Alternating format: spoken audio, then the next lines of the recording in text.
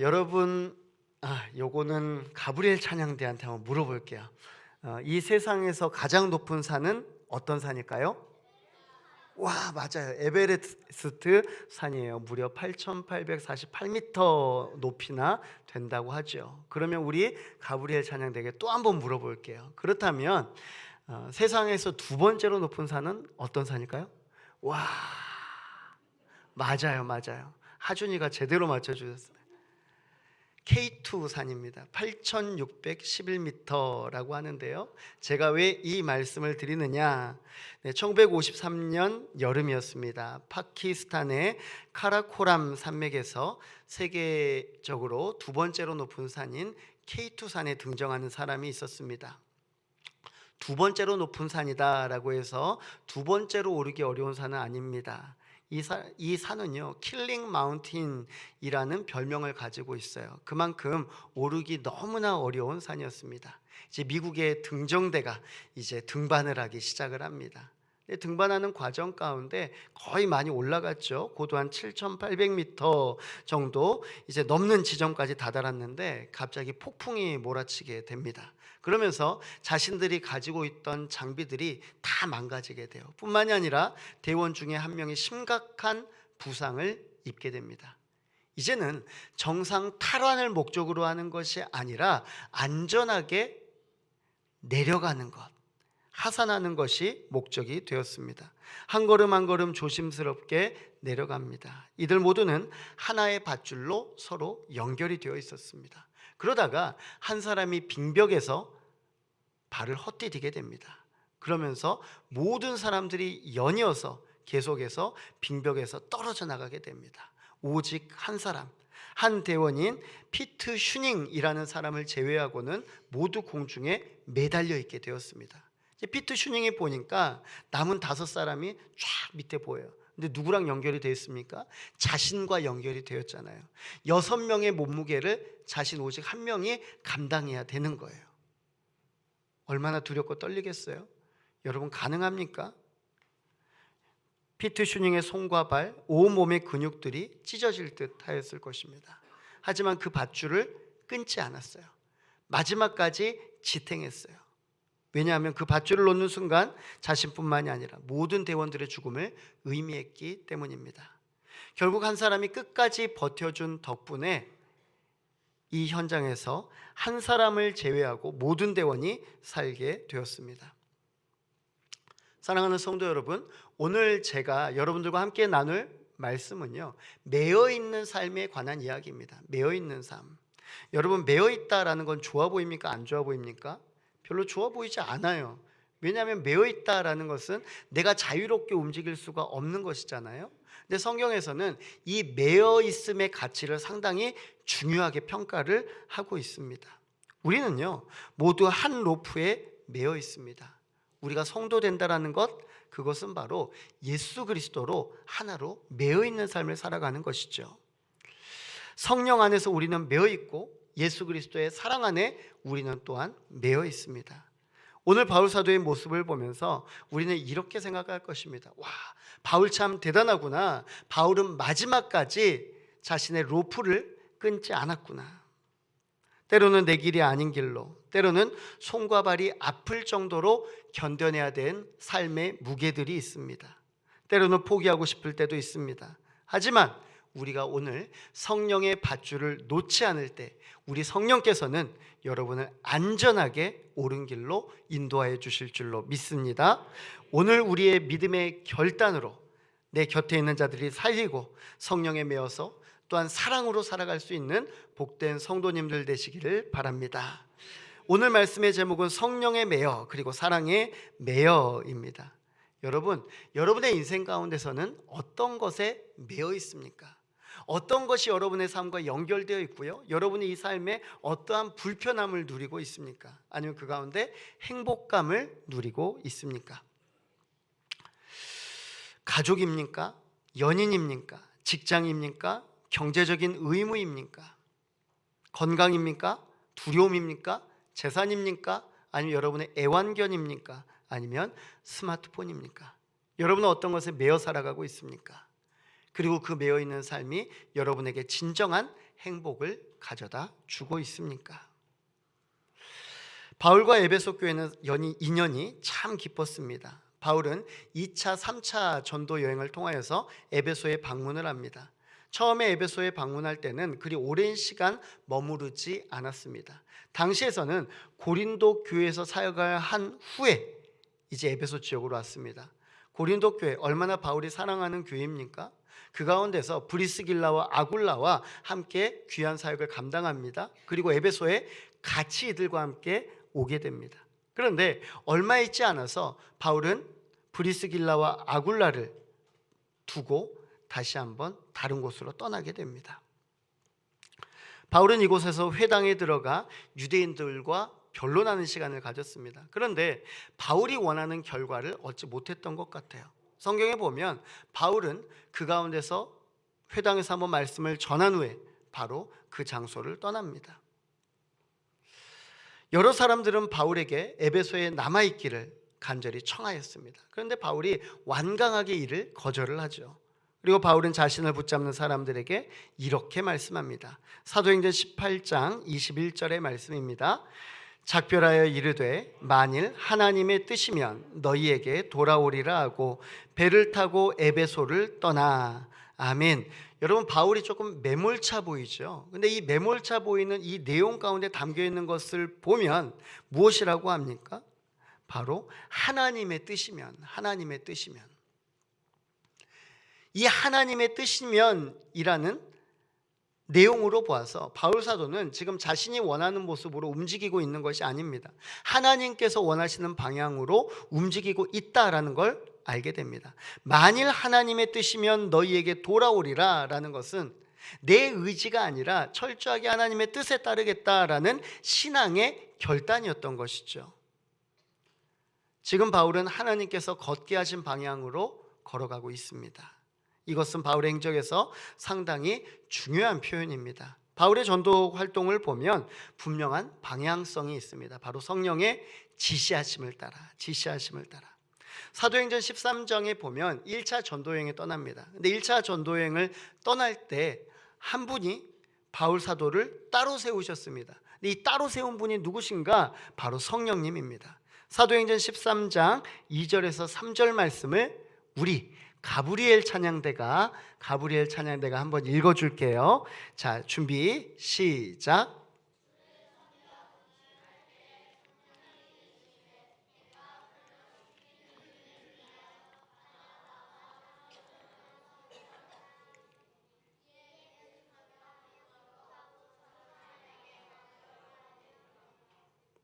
아멘, 아멘. 얼마나 좋아요. 여러분은 성경 구절만 읽어도 아멘을 하죠? 저는 말씀을 준비를 해도 아멘을 잘해요. 우리 성도님들 감사합니다. 보시면요, 성령님은 보내시는 분입니다. 보내시는 분. 지금 바울 사도를 보내세요. 여러분, 선교의 주체가 누구십니까? 성령님입니다. 성령님. 내가 선교의 주체가 되는 것이 아니라 우리 성령님께서 주체가 되신다. 바울을요, 성령님께서는 전도자로 사용하였습니다. 이어서 4절 말씀을 보면 두 사람이 성령의 보내심을 받아라고 말씀하십니다. 성령님은 바울을 보내셨습니다. 그러면 보내기만 하고 끝인가? 많은 사람들이 보낼 수는 있습니다. 근데 성령님은 또한 어떤 분이신가? 보내신 뿐만이 아니라 이끄시는 분이시다라고 말씀합니다. 사도행전 16장 6절에서 7절의 말씀입니다. 성령이 아시아에서 말씀을 전하지 못하게 하시거늘 그들이 부르기아와 갈라디아 땅으로 다녀가 무시아 앞에 이르러 비두니아로 가고자 애쓰되 예수의 영이 허락하지 아니하시는지라. 아멘. 여러분 보십시오. 지금 바울 사도가 누구에 이끌려서 갔다고 그랬습니까? 성령에 이끌려서 갔죠. 그럼 성령에 이끌려서 가면 계속 가면 되잖아요. 그렇죠? 성령님이 이리 가라 저리 가라. 지금 바울 사도가요, 정신없이 움직이기 시작을 합니다. 근데 어느 순간에서 바울의 사적인 생각이 들어가게 됩니다. 이게 무엇이냐면 다른 곳으로 가야지. 다른 곳으로. 그랬더니 성경은 뭐라고 합니까? 예수의 영이 허락하지 아니하시는지라. 바로 막으셔요. 바로. 하물며 바울이라도 성령에 이끌려간다고 생각했던 그 바울조차도 때로는 나의 생각이 성령보다 앞설 때가 있다라는 겁니다. 그렇다면 오늘 우리는 어떨까요, 여러분? 우리도 마찬가지예요. 마찬가지. 우리가 성령 안에 바로 선다라고 이야기를 하지만, 때로는 성령님의 이끄심대로 따라간다라고 생각을 하지만 그렇지 않다라는 거예요. 때로는 내 생활 환경 가운데서 나를 앞세우고 나의 이익을 앞세우고 하나님의 선하신 계획을 뒤로 등지울 때가 분명히 있다라고 말씀을 합니다. 이것은 바울이 자신의 의지가 아니라 하나님의 계획이 어디에 있는지를 끊임없이 묻게 하였습니다. 정신 바짝 차린 거예요. 아, 그렇구나. 하나님께서 물으시는 곳으로 내가 향해야겠구나. 따라서 바울의 선교 여정은 자신이 계획한 것이 아니라 철저하게 성령에 매여 이끌림을 받았다라고 말씀을 합니다. 바울도 사람이잖아요. 전도하고 싶은 지역이 있어요. 전도하고 싶은 사람이 있어요. 그런데 우리 성령께서는 그때마다 철저하게 그것을 막으시고 성령님께서 인도하시는 자로 나아가게 되는 것입니다. 성령의 뜻이 얼마나 바울의 삶 가운데서 중요했던지 보여주는 대목입니다. 사랑하는 성도 여러분, 여러분의 인생의 키를 지금 누가 쥐고 있습니까? 여러분이 쥐고 계십니까? 아니면 성령님과 여러분이 번갈아 가면서 쥐고 있습니까? 아니면 성령님이 여러분의 삶의 키를 쥐고 있습니까? 권면드립니다. 사랑하는 성도 여러분, 내가 앞설 때마다 나를 잠재우고 나와 함께 역사하시는 그 성령님을 의지하면서 따라가시는 그런 성도님들이 되시기를 바랍니다. 우리는 지난 3주간 나누었던 말씀의 주제, 예수의 사람임을 꼭 기억해야 됩니다. 나는 청지기다. 청지기는 주인이 아니다. 매 순간마다 되뇌어야 되는 거예요. 내가 가진 소유, 내가 가진 건강, 내가 가진 자녀, 내가 가진 집, 내가 가진 그 모든 소유가 내 것이 아니라 하나님의 것이다. 하물며 내가 지금 가지고 있는 이 시간조차도 내 마음대로 사용하는 것이 아니라 그 가운데 하나님의 선하신 계획이 어디에 있는가 물으면서 오직 주님의 뜻 가운데 살아가시기를 다시 한번 축원합니다. 만일 하나님의 뜻이면 이라고 외쳤던 바울처럼 내 뜻이 아닌 하나님의 뜻을 고민한다라는 것, 이것은 얼마나 우리의 신앙생활에 커다란 도전인지 모릅니다. 에베소를 떠난 지 얼마 되지 않았을 때였습니다. 성령님은 감사하게도 바울 사도를 다시 에베소로 부르셨습니다. 근데 이때를요, 대략 한 간격이 어느 정도 되나 찾아봤더니 짧게는 한 몇 개월에서부터 많게는 한 1, 2년 정도 되었다라고 이야기를 해요. 역사학자들에 따르면. 그래서 이제 그 기간 가운데 다시 찾아온 거예요. 바울의 전도 사역의 그 여정들을 생각할 때는 상당히 이례적으로 빨리 에베소로 돌아온 것이에요. 근데 이번에 에베소에 돌아왔을 때는 꽤 오랜 시간 머무릅니다. 성경에 보면 무려 한 3년 정도 머물렀다라고 이야기를 해요. 그러면 바울의 전도 사역 가운데서 가장 오랫동안 머물렀던 지역이 어디일까요? 에베소예요. 에베소. 이 에베소 지역이 가장 오랫동안 머물렀습니다. 어때요? 사역자가 마음을 쏟아서 사역을 하면 어떻습니까? 매해가 지나가면 지나갈수록 더 사랑이 생기고 더 애정이 생기는 거예요. 점점 더 깊어가는 거예요. 바울도 마찬가지였어요. 바울 사도에게 만약에 묻는다면, 여러분이 천국 가서 묻는다면 바울 사도는 어느 교회를 가장 사랑하였습니까? 라고 물어본다면 아마도 에베소 교회가 되지 않을까요? 그만큼 모든 사랑을 베풀었던 곳이 바로 에베소 교회였습니다. 당시 복음에 대해서 듣지 못하고 요한의 세례만 받은 제자들에게 주 예수의 이름으로 세례를 주었습니다. 그랬더니 그 제자들에게 능력이 나타나기 시작을 합니다. 예언도 하기 시작합니다. 방언도 하기 시작을 합니다. 유대인의 회당에 들어가서 3개월 동안 하나님 나라에 대해서 전파를 합니다. 여러분, 우리가 주일마다 예배를 드리잖아요. 그러면 유대인 회당은 언제 예배를 드릴까요? 안식일마다, 토요일마다 예배를 드렸습니다. 그러면 3달 동안 예배를 드렸다라고 한다면 바울 사도가 그 가운데서 몇 번 정도 예배를 드렸을까요? 자, 우리 가브리엘 찬양 때 알겠어요? 한 10번 정도? 10번 조금 이상 더 드렸겠죠.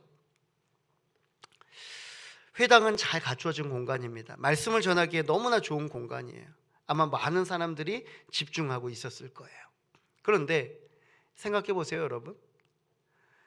복음은요, 유대교가 가지고 있었던 율법과 충돌을 하게 됩니다. 복음의 결국은요, 율법이 아니라 예수 그리스도를 통해서 구원을 받는다, 이 메시지가 핵심입니다. 그러니까 유대교 사람들이 처음에 초청을 했어요. 초청을 해서 말씀을 들어요. 근데 나중에 어떻게 됐을까요? 점점 이들 마음이 불편해지기 시작한 거예요. 첫 번째 주 들어보니까 들을만하네. 두 번째 주, 세 번째 주 뭔가 좀 이상하다. 그 다음부터는 이들이 거부를 하기 시작을 하는 거예요. 결국에 어떻습니까? 3달 동안 말씀을 전한 다음에 쫓겨나게 됩니다. 여러분 얼마나 상처를 받아요? 바울 사도가 그 가운데서 열심히 헌신하고 열심히 말씀 뜨겁게 전하였는데 3개월이 지나니까 더 이상 오지 마세요 그러는 거예요. 회당에서 나가라고. 바울이 어떻게 합니까? 장소를 옮깁니다. 결국 두란노 서원으로 옮겨서 복음을 전했습니다. 여러분 얼마나 마음에 상처 입겠어요? 여러분 신앙생활하면서 내가 주 예수 그리스도의 이름으로 살아간다라고 하는데 그때 누군가가 나에게 제발 그만하시라고, 복음 전하지 말라고, 그리스도인 그렇게 하지 말라고 하면 얼마나 내 마음 가운데 상처받아요. 여러분 그들과 싸우십니까? 아니 여러분들 그들과 어떻게 대하십니까? 바울 사도는요 그 자리를 그저 벗어났습니다. 벗어나서 두란노 소원으로 들어갔습니다. 그런데요 두란노 소원에 들어가니까 오히려 더 좋아요. 오히려 더 좋아. 회당과 달리 너무나 편안합니다. 두란노 소원은 헬라식 학교입니다. 이 장소는 복음을 전하기에 참 좋았어요. 무엇보다 일주일에 한 번씩 복음을 전했던 회당과는 다르게 이곳에서는요 날마다 복음을 전할 수 있었습니다. 성경에서는 날마다 복음을 전했다. 무려 2년 동안이요. 2년 동안. 얼마나 감사합니까?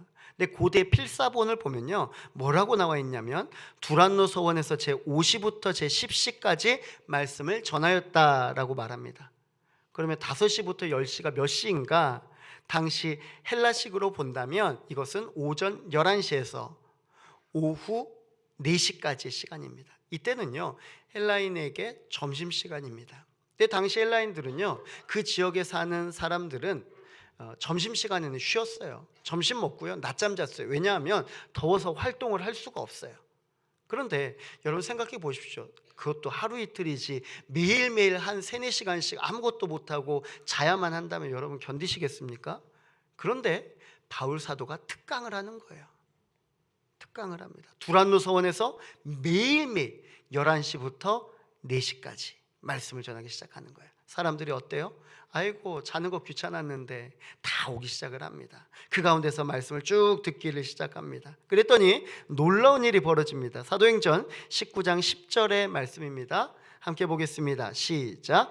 2해 동안 이같이 하니 아시아에 사는 자는 유대인이나 헬라인이나 다 주의 말씀을 듣더라. 아멘, 아멘. 아시아에 사는 자는 유대인이나 헬라인이나 그들의 종교가 상관없습니다. 그들의 문화적 배경이 상관없습니다. 모두가 다 주의 말씀을 듣더라. 복음이 선포되었을 때 그 복음의 능력이 그들 가운데 나타나기 시작하는 겁니다. 여러분 설교자가 제일 행복할 때가 언제일까요? 하나님의 말씀을 받고요 여러분의 삶이 변화될 때, 하나님의 말씀을 받은 다음에요 여러분이 감동할 때, 은혜를 소멸하지 않고 매일매일의 삶 가운데서 신앙적으로 변화가 이루어져 갈 때, 그것처럼 기쁜 일이 어디 있을까요? 바울 사도가 감격을 합니다. 감격. 얼마나 즐거워요. 얼마나 행복합니까? 사람들이 바뀝니다. 그 가운데서 하나님의 말씀을 듣는 무리들이 그 지역들을 변화시키기를 시작합니다. 그 변화가 무엇인가? 함께 보겠습니다. 사도행전 19장 17절에서 20절 말씀. 시작. 에베소에 사는 유대인과 헬라인들이 다 이 일을 알고 두려워하며 주 예수의 이름을 높이고 믿는 사람들이 많이 와서 자복하여 행한 일을 알리며 또 마술을 행하던 많은 사람이 그 책을 모아 가지고 와서 모든 사람 앞에서 불사르니 그 책값을 계산한즉 은 5만이나 되더라. 이와 같이 주의 말씀이 힘이 있어 흥왕하여 세력을 얻으니라. 아멘. 에베소는요 아르테미스 신전이 있습니다. 아르테미스 신을 높이는 거예요. 이 도시는 점술, 주술, 주문이 발달한 곳입니다. 따라서 지금 마술사들이 버린 책은 어떤 책일까요? 여러분 그냥 은 5만의 책을 버렸다라고 하면 뭐 국어책 버렸나? 뭐 수학책 버렸나? 이런 생각하십니까? 내가 읽었던 책 버렸나? 그게 아니에요. 그런 수준의 책이 아닙니다. 이 마술사들이 버린 책들은 주술, 점술, 부적 제작하는 것, 그리고 구판에 쓰는 주문집, 암송문, 부적 제작법 등을 기록한 책. 그러니까 무엇이냐면 이것은요 자신의 생업과 관련된 것이었어요. 이걸로 먹고 살잖아요, 마법사들이. 근데 이 생업과 관련된 책을 다 불태워 버린 거예요. 만약에 제가 제 서재에 있는 주석책을 다 버린다? 끔찍해요. 어떻게 살아요? 그런데 그들은 그들의 생업과 특별히 돈과 관련되어 있는 그 책들을 다 버린 거예요. 이것이 그들의 신앙이었고 이들이 그들의 생업이었습니다. 근데 모든 것들을 다 배설물로 여긴 거예요. 헬라 로마 시대의 마법책은 귀신을 불러내는 주문, 별점, 꿈 해석, 점술법, 부적 만드는 법, 뭐 이런 것들이 다 들어가 있는 거예요. 그런데 이 마술사들이 집단적으로 행동을 합니다. 자신들이 가지고 있는 모든 것들을 다 불태워버리는 거예요. 회심한 마술사들이 과거의 삶을 버렸습니다. 뿐만이 아니라 자신들의 지금과 미래를 지켜줄 수 있는 주술이 적혀있는 그 책들 다 버려버렸어요. 자신이 믿고 있었던 신들을 버리는 상징적인 행위였습니다. 여러분 어떠세요? 이 말씀을 듣고 도전이 되십니까? 아니면 두렵습니까? 생각해 보세요. 내 삶의 자리 가운데서 신앙적이지 않는 것이 무엇인가 한번 생각해 보세요. 여러분은 그것을 과감하게 버릴 수 있습니까? 아니면 여전히 주저하면서 두 개 다 가지고 있습니까? 아니면 조금 더 세상적인 것을 가져오고 그리고 신앙적인 것들을 조금 두고 있습니까? 잘 한번 생각해 보세요. 진정으로 하나님의 말씀을 받는 사람은요 말씀에 반응을 하게 되는 겁니다. 말씀에 즉각적으로 반응을 하게 됩니다. 다 태워버리는 거예요. 세상적인 것들 다 태워버리고 하나님의 말씀 가운데 바로 서게 된다. 이것이 얼마나 복된 일이고 귀한 일인지 모릅니다. 그런데 이런 사람이 있는 반면에 회심하는 사람이 있으면 회심 안 하는 사람들도 분명히 있겠죠. 마찬가지예요. 에베소 교회 사람들도요 한쪽에서는 회심하고 막 불태우고 그러는데요 한 사람은 이를 우려하고 있었어요. 그 사람이 무엇이었냐? 바로 은장색 데메드리오다라고 말씀합니다. 이 데메드리오는요 아르테미스 신상을 제작하는 사람이었습니다. 이 사람이 주동해서 에베소에 큰 소동을 일으켜 세웁니다. 왜냐하면 자신들의 우상은 공예 산업에 크게 영향을 미치게 되는데 이 산업으로 그들이 먹고 사는데 신앙이 들어오니까 이 산업을 버려야 될 처지에 처해져 있는 거예요. 그래서 목소리를 냅니다. 그랬더니 숨죽이며 이것을 지켜보았던 동조하는 자들이 일어나기를 시작합니다. 무려 2시간 동안이나 그들의 극장에 들어가서 아데미를 외치게 됩니다. 크다 아데미 여신이여, 크다 아데미 여신이여. 분명히 복음에 반응을 하였던 사람들입니다. 그런데 이들의 삶의 문제와 부딪히자 삶의 문제로 나아가는 모습들을 보게 되는 것입니다. 사랑하는 성도님들, 이것이 우리의 고민 아닙니까? 하나님의 말씀은 좋은 줄 알죠. 하나님의 말씀은 옳은 줄 알죠. 그런데 그 말씀을 가져왔을 때 내 삶에 보여지는 불이익 등을 내가 감수할 수 있느냐? 우리가 이 시간에 결단해야 될 것이 바로 이것이다 라는 겁니다. 이처럼 에베소 교회에서는 바울이 행했던 기쁜 소식도 있었지만 반면에 안타까운 소식도 있었습니다. 그리고 우리 주님께서는 다시 한번 바울의 걸음을 다른 지역으로 옮기십니다. 바울은 되도록 빨리 이제 오순절 안에 예루살렘으로 돌아가고자 했습니다. 오순절은 이스라엘의 3대 절기 중에 하나입니다. 많은 사람들이 모여요. 근데 그냥 국내에 있는 많은 사람들이 모이는 것뿐만이 아니라 전 세계로 흩어져 있는 유대인 디아스포라들이 다시 다 오는 거예요. 그러니까 어때요 여러분? 이때 복음을 전하면 어떻게 되겠습니까? 이 복음을 들은 유대인들이 전 세계적으로 흩어지겠죠. 그리고 그들 가운데 회심한 사람들은 복음으로 살아가지 않겠습니까? 이걸 기대하는 거예요. 그래서 재빨리 오순절이 되기 전에 가려고 하는 겁니다. 근데 문제가 있어요. 계속해서 에베소 성도들이 마음에 걸리는 거예요. 에베소 성도들은 잘 있나? 지금 문제는 잘 해결되었나? 그럼 그들은 여전히 하나님 앞에 바로 서 있는가? 계속해서 걱정이 돼요. 그냥 갈 수가 없어요. 그래서 에베소에 있는 장로들을 청하여서 밀레도 이 항구로 부르는 것입니다. 22절의 말씀입니다. 보라, 이제 나는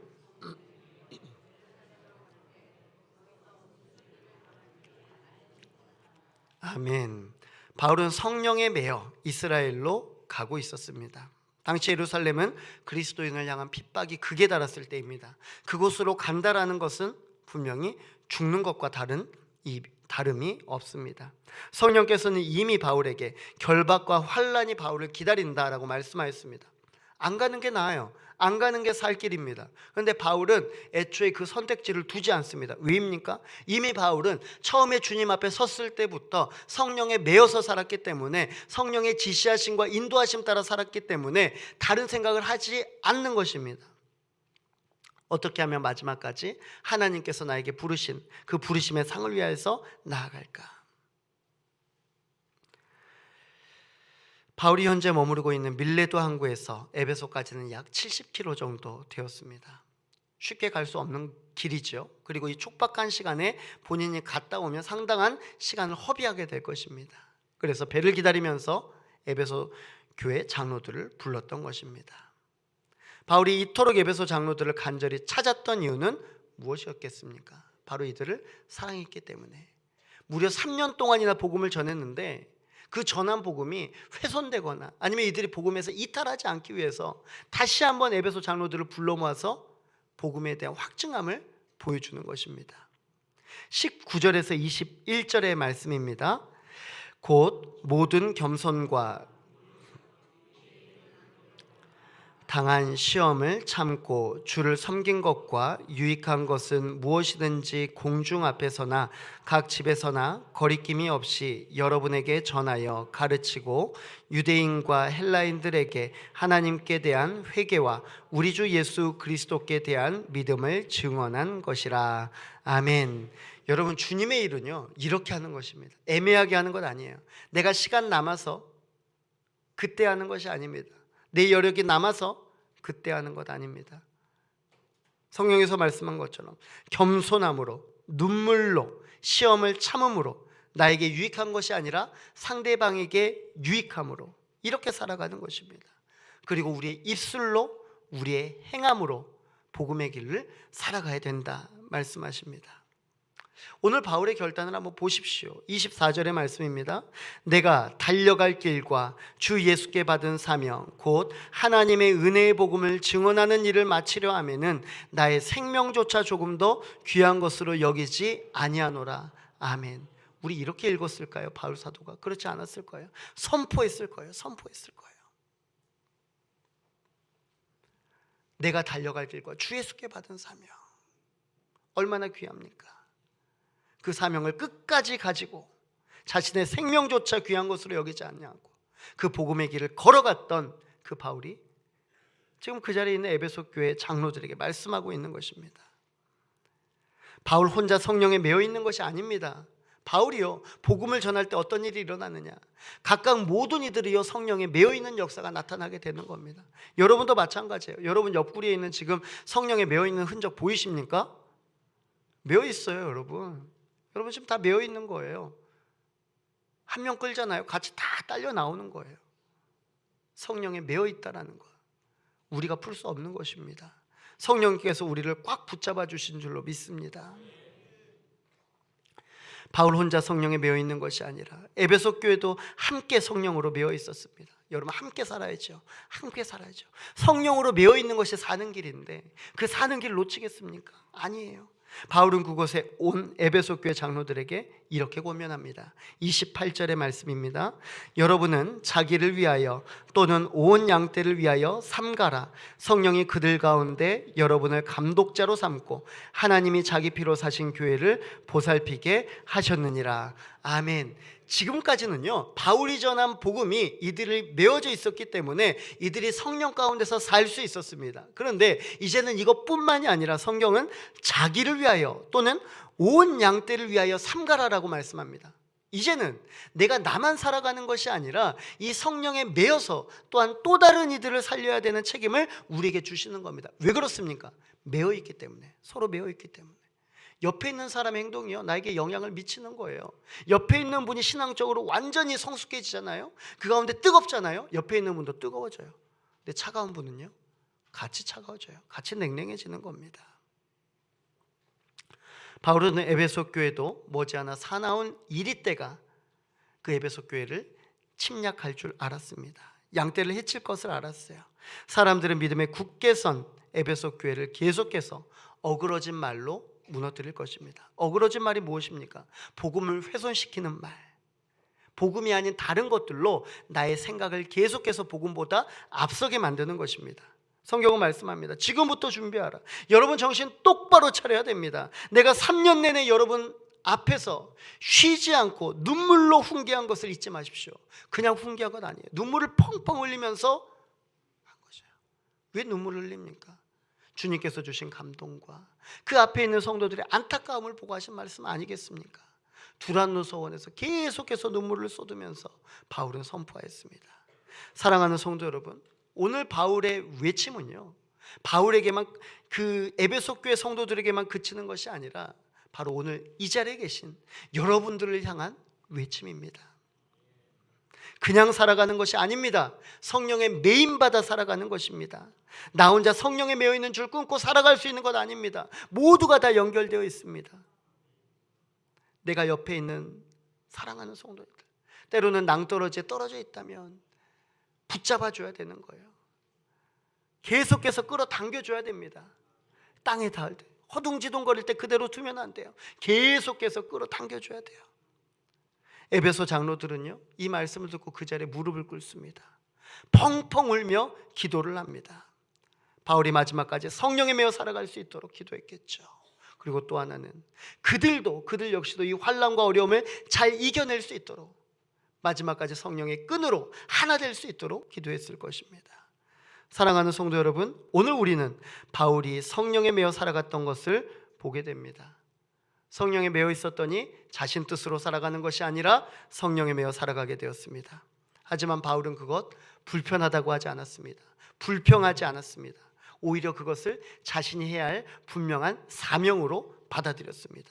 성령의 인도하심 가운데 성령의 역사하심을 경험하였습니다.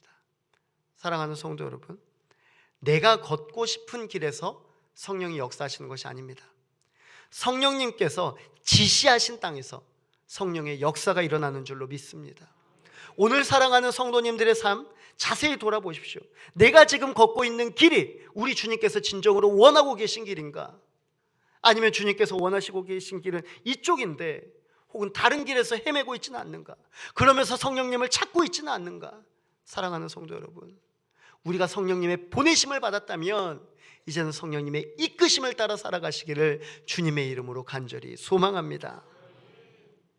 바울은 또한 예수 그리스도의 사랑에 매여 성도들에게 다가갔습니다. 35절에 말씀합니다. 범사에 여러분에게 모본을 보여준 바와 같이 수고하여 약한 사람들을 돕고 또 주 예수께서 친히 말씀하신 바 주는 것이 받는 것보다 복이 있다 하심을 기억하여야 할지니라. 아멘. 한번 따라해 보겠습니다. 신앙생활은 사랑하는 것입니다. 신앙생활은 사랑하는 것이에요. 사랑하는 것. 우리가 하나님을 사랑하고 우리 가정을 사랑하고 이웃을 사랑하고 이것이 바로 신앙생활이다라는 겁니다. 바울 사도는 어떻게 사역했습니까? 헌신적으로 어떻게 사역했어요? 그냥 바울은 그냥 그 앞에 서면 그냥 나름대로 헌신의 마음이 그냥 드러납니까? 바울도 피곤했겠죠. 힘들었겠죠. 여러분 계속해서 복음 전파하는데 자신을 향해 산떼질하는 사람들을 보면서 어떤 마음이 들었겠습니까? 근데 성경에는 어떤 표현을 쓰고 있냐면요, 범사에 여러분에게 모본을 보여준 것과 같이 바울 사도가 범사의 모본을 보여주셨대요. 근데 뒤에 뭐라고 하냐면 보여준 바와 같이 수고하여. 자신이 그냥 할 수 있었던 것이 아니라 본인도 수고했대요. 엄청 애를 많이 썼던 거예요. 사랑하기 위해서는 수고해야 합니다. 사랑은 그냥 나오는 것이 아니에요. 우리가 수고해야 할 수 있는 것입니다. 호세아 11장 4절의 말씀입니다. 내가 사람의 줄 곧 사랑의 줄로 그들을 이끌었고 그들에게 대하여 그 멍에를 벗기는 자 같이 되었으며 그들 앞에 먹을 것을 두었노라. 아멘. 우리는 사람의 줄, 사랑의 줄로 매어져 있습니다. 이 줄은요 결코 끊어지지 않습니다. 성경 말씀은요 그 어떤 것도 우리를 우리 주 그리스도 예수 안에 있는 하나님의 사랑에서 결코 끊을 수 없으리라. 사랑하는 성도 여러분, 이 세상에 그 어떤 것이 주님과 우리와의 연결된 끈을 끊겠습니까? 그 로프는 너무나 질겨요. 너무나 단단해요. 그러니 여러분, 그 로프 자르려고 하지 마십시오. 내가 이탈하려고 하지 않고 오직 주님 안에서 성령에 매여서 살아가시는, 그리고 예수 그리스도의 사랑으로 서로 매여서 살아가시는 그런 성도님들이 되었으면 좋겠습니다. 우리 마지막으로 한번 결단했으면 좋겠습니다. 따라해 주십시오. 하나님, 성령에 매여 살겠습니다. 하나님, 예수 그리스도의 사랑 안에 매여 살겠습니다.